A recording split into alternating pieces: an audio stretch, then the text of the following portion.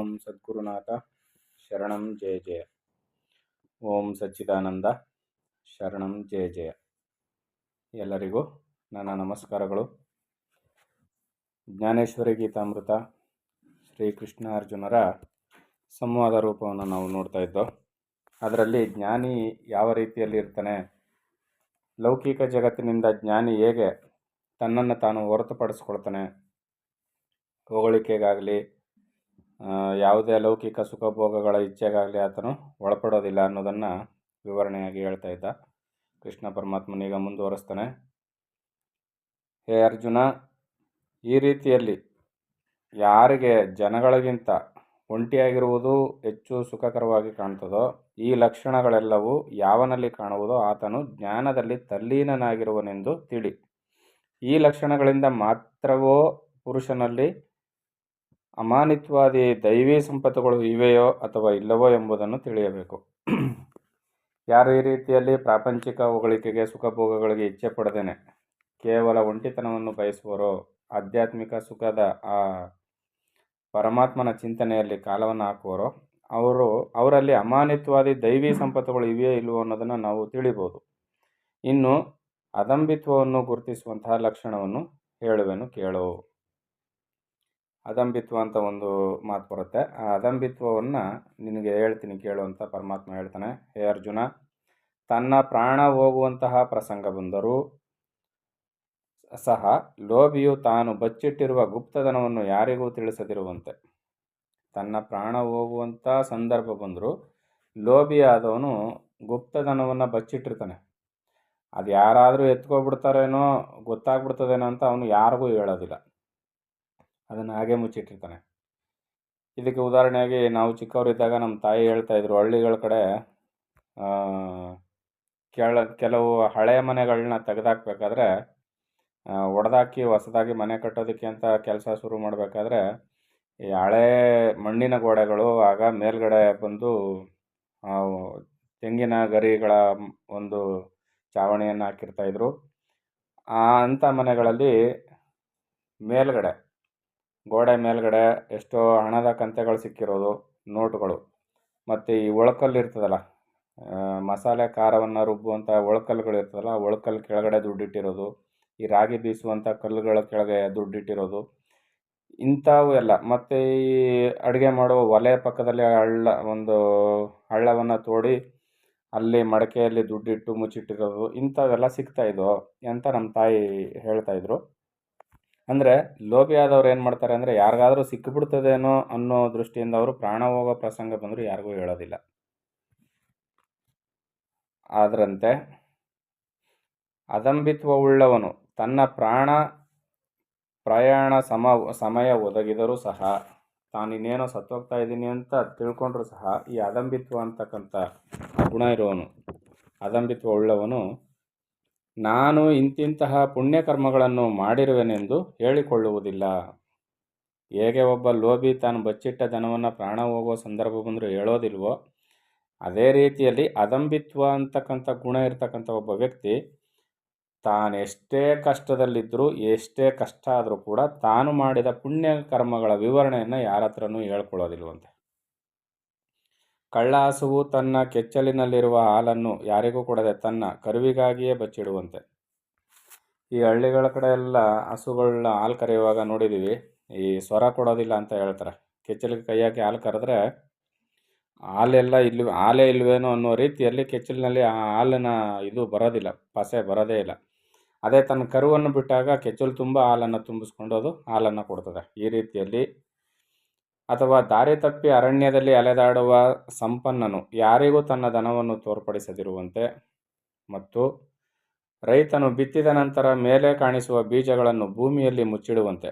ಈಗ ರೈತರು ಬೀಜವನ್ನು ಬಿತ್ತುತ್ತಾರೆ, ಭೂಮಿ ಮೇಲೆ ಅದನ್ನು ಬಿತ್ತುತ್ತಾರೆ, ಮೇಲ್ಗಡೆ ಮಣ್ಣನ್ನು ಮುಚ್ತಾರೆ, ಈ ಇರುವೆಗಳೆಲ್ಲ ತಿನ್ನಬಾರ್ದು, ಪಕ್ಷಿಗಳೆಲ್ಲ ಆಯ್ಕೊಂಡು ತಿನ್ನಬಾರ್ದು ಅಂತ. ಯಾವನು ತಾನು ಮಾಡಿದ ದಾನ ಪುಣ್ಯಾದಿ ಕರ್ಮಗಳನ್ನು ಬಾಯಿ ಮಾತಿನಲ್ಲಿ ತಿಳಿಸದೆ ಯಾವಾಗಲೂ ಗುಪ್ತಪಡಿಸುವನೋ, ಅಂದರೆ ಯಾವಾಗಲೂ ಮುಚ್ಚಿಟ್ಟಿರ್ತಾನೆ, ತಾನು ಮಾಡಿದ ಪುಣ್ಯಕರ್ಮಗಳ ಬಗ್ಗೆ ಎಲ್ಲೂ ಹೇಳ್ಕೊಳ್ಳೋದಿಲ್ಲ, ಅದರ ಅವಶ್ಯಕತೆ ಅವನಿಗೆ ಬರೋದಿಲ್ಲ. ಯಾವನು ಲೌಕಿಕರ ಪ್ರಸನ್ನತೆಗಾಗಿ ಸುಂದರವಾದ ವಸ್ತ್ರಭೂಷಣಾದಿಗಳನ್ನು ಮೈ ಮೇಲೆ ಧರಿಸನೋ, ಅಂದರೆ ಲೌಕಿಕ ಜನರು ಅಸಹ್ಯ ಪಟ್ಕೊಳ್ತಾರೆ ಅಂತನೋ, ಹಳೆ ಬಟ್ಟೆ ಹಾಕ್ಕೊಂಡ್ರೆ ಅಸಹ್ಯ ಪಟ್ಕೊಳ್ತಾರೆ ಅಂತನೋ, ಅಥವಾ ಹೊಸದು ಹಾಕ್ಕೊಂಡ್ರೆ ಚೆನ್ನಾಗಿರೋದು ಹಾಕ್ಕೊಂಡ್ರೆ ಹೊಗಳ್ತಾರೆ ಅಂತನೋ, ಈ ಎರಡಕ್ಕೂ ಮಾನ್ಯತೆಯನ್ನು ಕೊಡೋದಿಲ್ಲ. ಬೇರೆಯವ್ರು ನೋಡಲಿ ಅನ್ನೋದಕ್ಕೋಸ್ಕರ ಮೈ ಮೇಲೆ ಚೆನ್ನಾಗಿರೋ ಬಟ್ಟೆಗಳನ್ನ ಅವನು ಹಾಕ್ಕೊಳ್ಳೋದಿಲ್ಲ. ಯಾವನು ತಾನು ಮಾಡಿದ ಧರ್ಮಗಳನ್ನು ಕುರಿತು ಚರ್ಚಿಸುವುದಿಲ್ಲವೋ ಮತ್ತು ತಾನು ಮಾಡಿದ ಉಪಕಾರಗಳನ್ನು ಎಂದಿಗೂ ಬಾಯಿಂದ ಉಚ್ಚರಿಸುವುದಿಲ್ಲವೋ, ಯಾವನು ತಾನು ಕಲಿತಿರುವ ವಿದ್ಯೆಯನ್ನು ಲೌಕಿಕರಿಗೆ ತೋರಿಸದಂತೆ ತಿರುಗುವನೋ ಮತ್ತು ತಾನು ಅರ್ಜಿಸಿದ ಜ್ಞಾನವನ್ನು ಲೋಕದ ಕೀರ್ತಿಗಾಗಿಯೂ ಮತ್ತು ತನ್ನ ಉದರಾಂಬರಣಕ್ಕಾಗಿಯೂ ಮಾರುವುದಿಲ್ಲವೋ, ಅಂದರೆ ತಾನು ಕಲಿತ ಈ ಮಹತ್ತರವಾದ ವಿದ್ಯೆಯನ್ನು ಹೊಟ್ಟೆ ಹೊರೆಯುವುದಕ್ಕಾಗಿ ಅವನು ಬಳಸೋದಿಲ್ಲ ಮತ್ತು ಕೀರ್ತಿಗಾಗಿ ಬಳಸೋದಿಲ್ಲ. ಯಾವನು ತನ್ನ ಶರೀರ ಸಂಬಂಧ ವಿಷಯಗಳನ್ನು ಅನುಭವಿಸಲು ಒಂದು ಕವಡೆಯನ್ನೂ ಖರ್ಚು ಮಾಡದೆ ಸದಾ ಧರ್ಮ ಕಾರ್ಯಗಳಿಗೆ ಧನವನ್ನೆಲ್ಲ ಹಿಂಜರಿಯದಂತೆ ವ್ಯಯ ಮಾಡುವನೋ, ಯಾವನ ಶರೀರವು ಮನೆಯ ಪ್ರತಿ ವ್ಯವಹಾರದಲ್ಲಿಯೂ ದಾರಿದ್ರ್ಯದಿಂದ ಸಂಪೂರ್ಣ ದುರ್ಲಭವಾಗಿಯೂ ಹೀನವಾಗಿಯೂ ದೀನವಾಗಿಯೂ ಕಾಣಬರುತ್ತಿದ್ದರೂ ದಾನ ಮಾಡುವುದರಲ್ಲಿ ಸ್ವಯಂ ಕಲ್ಪತರುವಿನೊಡನೆ ಪ್ರತಿಜ್ಞೆ ಮಾಡುವನು. ಅಂದರೆ ದಾನ ಧರ್ಮಾದಿ ಗುಣಗಳು ಆತನಲ್ಲಿ ಮೇಳೈಸ್ತಾ ಇರ್ತದೆ ಮತ್ತು ಅದನ್ನು ಯಾರಿಗೂ ಹೇಳ್ಕೊಳ್ಳೋದು ಇಲ್ಲ ಕೂಡ ದಾನ ಧರ್ಮ ಮಾಡಿದರು. ಮತ್ತು ಧಾರ್ಮಿಕ ಕಾರ್ಯಗಳಲ್ಲಿ ಅತ್ಯಂತ ಚತುರನಾಗಿಯೂ ದಾನ ಮಾಡುವುದರಲ್ಲಿ ಅತ್ಯಂತ ಉದಾರನಾಗಿಯೂ ಆಧ್ಯಾತ್ಮ ವಿಷಯವನ್ನು ಚರ್ಚಿಸುವುದರಲ್ಲಿ ಪ್ರವೀಣನಾಗಿಯೂ ವ್ಯಾವಹಾರಿಕ ವಿಷಯಗಳಲ್ಲಿ ಹುಚ್ಚನಂತೆಯೂ ಕಾಣಬರುವನು. ಅಂತಹವನನ್ನು ದಂಭರಹಿತನೆಂದು ತಿಳಿಯಬೇಕು. ಅದಂಬಿತ್ವ, ದಂಭ ಅದಂಬ, ಅದಂಬಿತ್ವ. ಅದಂಬಿತ್ವ ಅಂದರೆ ದಂಭ ಇಲ್ಲದವನು ಅಂತ ಈ ಮಾತಿಗೆ ಅರ್ಥ. ಬಾಳೆ ಮರವು ದುಂಡಾಗಿ ಒಳಗಡೆ ನೋಡಲು ಟೊಳ್ಳಾಗಿರುವಂತೆ ತಿಳಿಯಬಂದರೂ ಮಧುರ ರಸವುಳ್ಳ ಫಲವನ್ನು ಕೊಡುವಂತೆ ಗಾಳಿಯು ಸ್ವಲ್ಪವಾಗಿ ಬೀಸಿದರೂ ಹಾರಿ ಹೋಗುವಷ್ಟು ಹಗುರವಾಗಿರುವ ಮೋಡಗಳಿಂದ ದೊಡ್ಡ ದೊಡ್ಡ ಜಲಧಾರೆಯನ್ನು ವರ್ಷಿಸುವುದು ಆಶ್ಚರ್ಯಕರವಾದ ವಿಷಯವಾಗಿರುವಂತೆ ಸಾಧನಾ ಮಾರ್ಗವನ್ನು ಚೆನ್ನಾಗಿ ತಿಳಿದು ಲೌಕಿಕ ವಿಷಯದಲ್ಲಿ ಹೀನನಂತೆಯೂ ದೀತನಂತೆಯೂ ಕಾಣಬರುವವನಲ್ಲಿ ಈ ಲಕ್ಷಣಗಳೆಲ್ಲವೂ ಚೆನ್ನಾಗಿ ಕಾಣಬರುವವು. ಲೌಕಿಕ ವ್ಯವಹಾರದಲ್ಲಿ ಹುಚ್ಚನಂಗೆ ದಡ್ಡನಂಗೆ ಇರ್ತಾನೆ, ಆದರೆ ಆಧ್ಯಾತ್ಮದ ವಿಚಾರದಲ್ಲಿ ಅವನು ಬಹಳ ಪರಿಶ್ರಮವನ್ನು ಪಟ್ಟು ದೊಡ್ಡ ದೊಡ್ಡ ಸಾಧನೆಯನ್ನು ಕಲಿತಿರ್ತಾನೆ. ಈ ಲಕ್ಷಣಗಳೆಲ್ಲ ಇರ್ತಕ್ಕಂಥವನಿಗೆ ಅದಂಬಿತ್ವ ಅಂತ ಕರೀತವ್ರೆ. ಅಂತಹವನಿಗೆ ಜ್ಞಾನವು ವಶವಾಯಿತೆಂದು ತಿಳಿ. ಇದು ಅದಂಬಿತ್ವದ ವರ್ಣನೆ. ದಂಭವಿಲ್ಲದ್ದು ಅದಂಬಿತ್ವ, ದಂಭ ಅದಂಬ, ದಂಭತ್ವ ಇಲ್ಲದ ಲಕ್ಷಣವನ್ನು ಹೇಳಿಯಾಯಿತು. ಇನ್ನು ಅಹಿಂಸೆ. ಅಹಿಂಸೆ ಅಂದರೆ ಏನು ಅಂತ ಪರಮಾತ್ಮ ವರ್ಣಿಸ್ತಾನೆ. ನೋಡಿ, ನಮ್ಮಗಳಿಗೆ ಅದರ ಪೂರ್ಣ ವಿವರಣೆ ಗೊತ್ತಿರಲ್ಲ, ನಮಗೆ ಆದ ಮಾತಿನಲ್ಲಿ ಅದನ್ನು ತಿಳ್ಕೊಂಡಿರ್ತೀವಿ. ಈಗ ಇನ್ನು ಅಹಿಂಸೆ ಎಂದರೆ ಏನೆಂಬುದನ್ನು ವರ್ಣಿಸುವೆನು.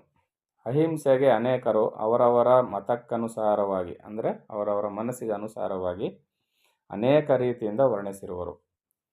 ಯಾವುದಾದರೂ ವೃಕ್ಷದ ಶಾಖೆಯನ್ನು ಕತ್ತರಿಸಿ ಅದೇ ಮರಕ್ಕೆ 4 ಕಡೆಯಿಂದಲೂ ಬೇಲಿ ಹಾಕಿ ಬಂಧಿಸಿದರೆ ರಕ್ಷಣೆ ಎನ್ನಲ್ಪಡುವುದೇ? ಮರದ ಕೊಂಬೆಗಳನ್ನೆಲ್ಲ ಕತ್ತರಿಸ್ಬಿಟ್ಟು 4 ಕಡೆಯಿಂದ ಬೇಲಿ ಹಾಕ್ಬಿಟ್ರೆ ಅದಕ್ಕೆ ರಕ್ಷಣೆ ಒದಗಿಸಿದ್ದೀವಿ ಅಂತ ಅರ್ಥ ಅಲ್ಲ. ಅಥವಾ ತನ್ನ ಕೈಯನ್ನು ಕತ್ತರಿಸಿ ಅದೇ ಮಾಂಸವನ್ನು ಪಕ್ವ ಮಾಡಿ ತಿನ್ನುತ್ತಾ ಹಸಿವನ್ನು ಪರಿಹರಿಸಿಕೊಳ್ಳುವೆನಾದರೆ, ಅಥವಾ ದೇವಾಲಯವನ್ನು ಒಡೆದು ಹಾಕಿ ದೇವತೆಗಳನ್ನು ಸ್ಥಾಪಿಸುವುದಕ್ಕಾಗಿ ಮಣ್ಣಿನ ಜಗುಲಿಯನ್ನು ಹಾಕುವೆನಾದರೆ ಅದರಿಂದ ಬರುವ ಪುರುಷಾರ್ಥವೇನು? ಅಹಿಂಸೆಯನ್ನು ಹೇಳುವವರ ಮಾರ್ಗದಲ್ಲಿ ಇಂತಹ ಅವಿವೇಕವೇ ಇರುವುದು. ಅಹಿಂಸೆ ಅಹಿಂಸೆ ಅಂತ ಹೇಳ್ತಾರಲ್ಲ, ಸರಿಯಾಗಿ ಅಹಿಂಸೆಯನ್ನು ಅರ್ಥ ಮಾಡಿಕೊಳ್ಳದೇ ಇರುವವರ ವ್ಯವಹಾರವೆಲ್ಲ ಈ ರೀತಿಯಲ್ಲಿ ಇರ್ತದೆ. ಇನ್ನು ಪೂರ್ವಮೀಮಾಂಸೆಯಲ್ಲಿ ಹಿಂಸೆಯನ್ನು ಮಾಡಿ ಅಹಿಂಸೆಯನ್ನು ಸಾಧಿಸಬೇಕೆಂಬ ವಿಚಿತ್ರ ನಿರ್ಣಯವನ್ನು ಹೇಳಲ್ಪಟ್ಟಿದೆ. ಅವರ ಮತದಂತೆ ಪ್ರಪಂಚದಲ್ಲೆಲ್ಲ ಅನಾವೃಷ್ಟಿ ಉಂಟಾಗಿ ಜೀವರಿಗೆ ಆಪತ್ತು ಒದಗಿದಾಗ ಮಳೆಯನ್ನು ಸುರಿಸುವ ನಿಮಿತ್ತ ಪರ್ಜನ್ಯ ಯಜ್ಞವನ್ನು ಮಾಡಬೇಕೆಂದು ಶಾಸ್ತ್ರಗಳು ಹೇಳುತ್ತವೆ. ಆದರೆ ಆ ಯಜ್ಞದಲ್ಲಿ ಪಶು ಹಿಂಸೆಯು ಸ್ಪಷ್ಟವಾಗಿ ನಡೆಯುವುದು. ಅಂತಹ ಸ್ಥಿತಿಯಲ್ಲಿ ಅಹಿಂಸೆಯು ನಡೆಯುವುದು ಹೇಗೆ? ಆ ಯಾಜ್ಞಿಕರ ಸಹವಾಸವು ಕೆಲವು ಮಟ್ಟಿಗೆ ವಿಲಕ್ಷಣವಾದುದೇ ಸರಿ. ಪರಮಾತ್ಮ ಏನು ಹೇಳ್ತಿದ್ದಾನೆ, ಕೆಲವರು ಮಳೆ ಬರೋದಿಲ್ಲ, ಎಲ್ಲ ಬರಗಾಲ ತುಂಬಿರ್ತದೆ, ಆಗ ಒಂದು ಯಜ್ಞವನ್ನು ಮಾಡಿ ಯಜ್ಞಕ್ಕೆ ಇಂಥದ್ದೊಂದು ಕುರಿಯೋ ಮೇಕೆಯೋ ಬಲಿ ಕೊಡಬೇಕು, ಅಥವಾ ಕೋಣವನ್ನು ಹೋರಿಯನ್ನು ಕುದುರೆಯನ್ನು ಬಲಿ ಕೊಡಬೇಕು ಅಂತ ಹೇಳಿ ಬಲಿಯನ್ನು ಕೊಡ್ತಾರೆ. ಅಂದರೆ ಎಲ್ಲ ಜೀವಿಗಳನ್ನ ಕಾಪಾಡೋದಕ್ಕೆ ಮಳೆ ಬರೋದಕ್ಕೋಸ್ಕರ ಈ ಜೀವಿಯನ್ನು ಕೊಲ್ಲೋದು ಅಂತ. ಇದು ಕೂಡ ಸರಿಯಾದ ಕ್ರಮ ಅಲ್ಲ, ಇದು ಅಹಿಂಸೆ ಅಲ್ಲ ಅಂತ ಇಲ್ಲಿ ಪರಮಾತ್ಮ ಹೇಳ್ತಾನೆ. ಹೇ ಅರ್ಜುನ, ಕರ್ಮಕಾಂಡದಲ್ಲಿ ಹಿಂಸೆಯನ್ನೇ ಅಹಿಂಸೆ ಎಂದು ಹೇಳಲ್ಪಡುತ್ತದೆ. ಆದ್ದರಿಂದ ಪ್ರಥಮದಲ್ಲಿ ಅಹಿಂಸೆಯು ವಿಷಯವಾಗಿ ವಿಸ್ತರಿಸುವ ಮತಗಳ ಸ್ವರೂಪವನ್ನು ಹೇಳಬೇಕೆಂಬ ಅಭಿಪ್ರಾಯ ಉಂಟಾದ್ದರಿಂದ ನಿನಗೆ ಅವುಗಳನ್ನೆಲ್ಲ ವಿವರಿಸುವೆನು. ನೀನು ಸಹ ನಾನು ಹೇಳಿದಂತೆಯೇ ಅರ್ಥ ಮಾಡಿಕೊಳ್ಳಬೇಕು. ಹೇ ಅರ್ಜುನ, ಮೇಲೆ ಹೇಳಿದ ವಿಷಯಗಳಿಗೆ ಅಹಿಂಸೆಯೊಡನೆ ಸಂಬಂಧವಿರದಿದ್ದರೆ ಇದನ್ನು ಇಷ್ಟು ಡೊಂಕಾಗಿ ಹೇಳುವುದೇತಕ್ಕೆ? ತನ್ನ ಮತವನ್ನು ಚೆನ್ನಾಗಿ ಸ್ಪಷ್ಟಪಡಿಸಿಕೊಳ್ಳುವುದಕ್ಕೋಸ್ಕರ ಇತರ ಮತಗಳನ್ನು ಉಚಿತ ರೀತಿಯಲ್ಲಿ ವಿವೇಚಿಸುವುದೇ ಅವಶ್ಯಕ. ಆದ್ದರಿಂದ ಈವರೆಗೂ ಆ ಮತಗಳನ್ನು ನಿರೂಪಿಸಿದನು. ಇನ್ನು ನನ್ನ ಅಭಿಪ್ರಾಯವನ್ನು ತಿಳಿಸುವೆನು. ಅರ್ಜುನ, ನಿನಗೆ ಈಗ ನನ್ನ ಅಭಿಪ್ರಾಯವನ್ನು, ಅಹಿಂಸೆ ಅಂದರೆ ಏನು ಅಂತ ನನ್ನ ಅಭಿಪ್ರಾಯದಲ್ಲಿ ತಿಳಿಸ್ಕೊಡ್ತೀನಿ, ನೀನು ಕೇಳು ಅಂತೇಳಿ ಪರಮಾತ್ಮ ಮಾತನ್ನು ಮುಂದುವರಿಸ್ತಾನೆ. ಏನು ಹೇಳ್ತಾನೆ ಅಂತ ಮುಂದಿನ ಆಡಿಯೋದಲ್ಲಿ ನೋಡೋಣ. ಎಲ್ಲರಿಗೂ ಒಳ್ಳೆಯದಾಗಲಿ. ಓಂ ಸದ್ಗುರುನಾಥ ಶರಣಂ ಜಯ ಜಯ. ಓಂ ಸಚ್ಚಿದಾನಂದ ಶರಣಂ ಜಯ ಜಯ. ಹರಿ ಓಂ ತತ್ಸತ್. ಹರಿ ಓಂ ತತ್ಸತ್. ಹರಿ ಓಂ ತತ್ಸತ್.